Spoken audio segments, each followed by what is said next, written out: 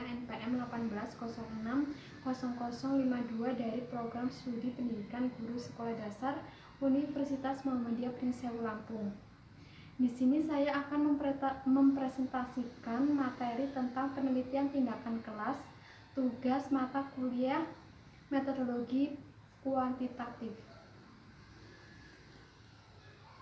Pengertian penelitian tindakan kelas atau PTK adalah penelitian berdaur atau bersiklus dalam bentuk kolaboratif yang dilakukan dengan tujuan memperbaiki praktek pembelajaran di kelas.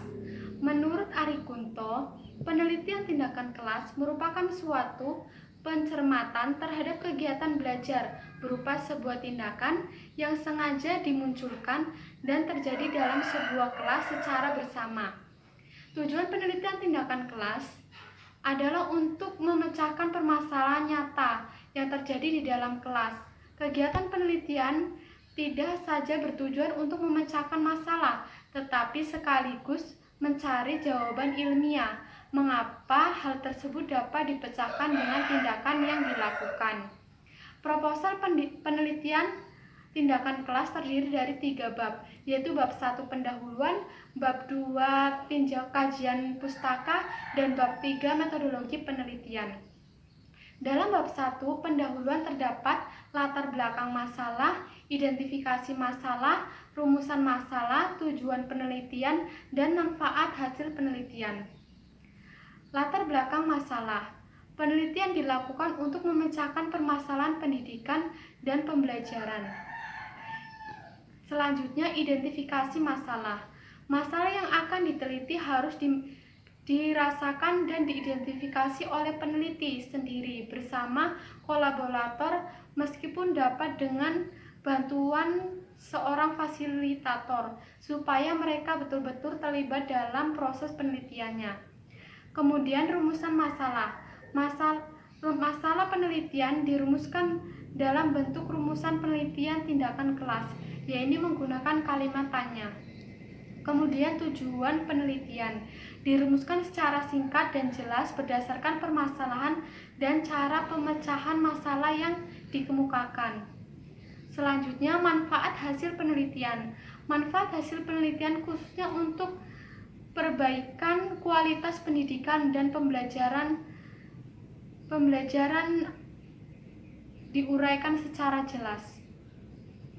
Kemudian dalam bab 2, tinjauan pustaka, kajian teoritis dan empiris atau hasil penelitian terdahulu yang relevan dikemukakan sebagai landasan pemilihan tindakan. Uraian ini digunakan sebagai dasar penyusunan kerangka berpikir yang menunjukkan keterkaitan antara masalah, teori, hasil penelitian terdahulu yang relevan, dan pilihan tindakan. Kemudian yang ketiga, dalam bab 3, metodologi penelitian, terdapat pendekatan dan jenis penelitian, setting penelitian, subjek penelitian, prosedur penelitian tindakan kelas, data dan sumber data. Langkah-langkah penelitian tindakan kelas. Yang pertama perencanaan, yang kedua pelaksanaan tindakan, yang ketiga observasi, yang keempat refleksi.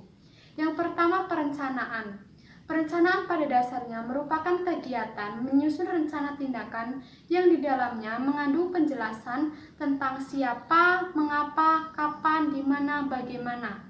Dengan melakukan kegiatan yaitu mengidentifikasi dan menganalisis masalah, merumuskan latar belakang pentingnya penelitian tersebut dilakukan, merumuskan masalah penelitian secara jelas, menetapkan cara-cara yang akan dilakukan untuk melakukan tindakan.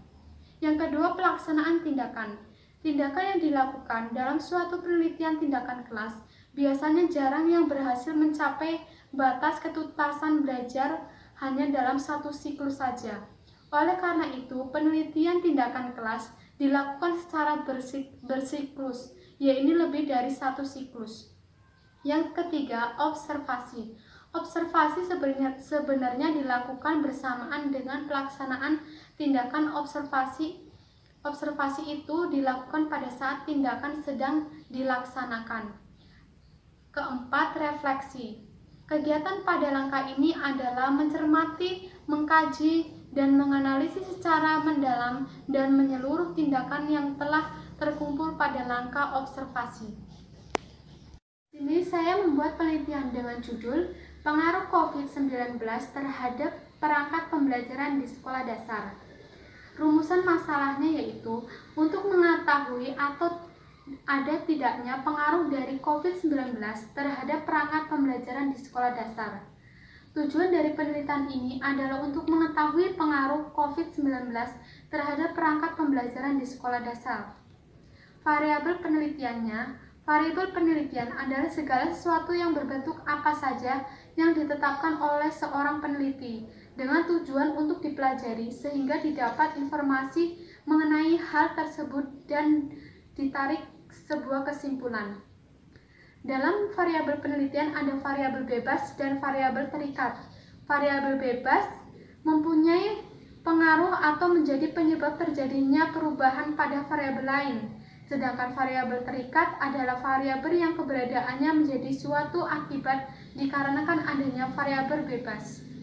Di sini variabel bebasnya adalah pengaruh COVID-19, sedangkan variabel terikatnya adalah perangkat pembelajaran di sekolah dasar.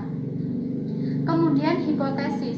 Hipotesis adalah jawaban sementara terhadap masalah yang masih bersifat praduga, akibat masih harus dibuktikan kebenarannya.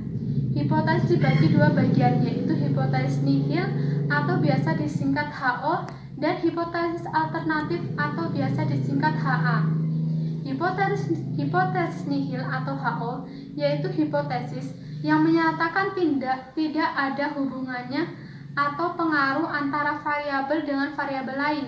Sedangkan hipotesis alternatif atau HA adalah hipotesis yang menyatakan adanya hubungan atau pengaruh antara variabel dengan variabel lain. Di sini, hipotesis HO tidak ada pengaruh antara COVID-19 dengan perangkat pembelajaran di sekolah dasar.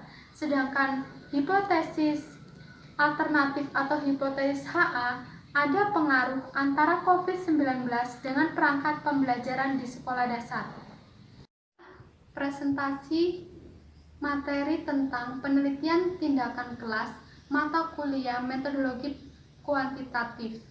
Kurang lebihnya saya mohon maaf. Wassalamualaikum warahmatullahi wabarakatuh.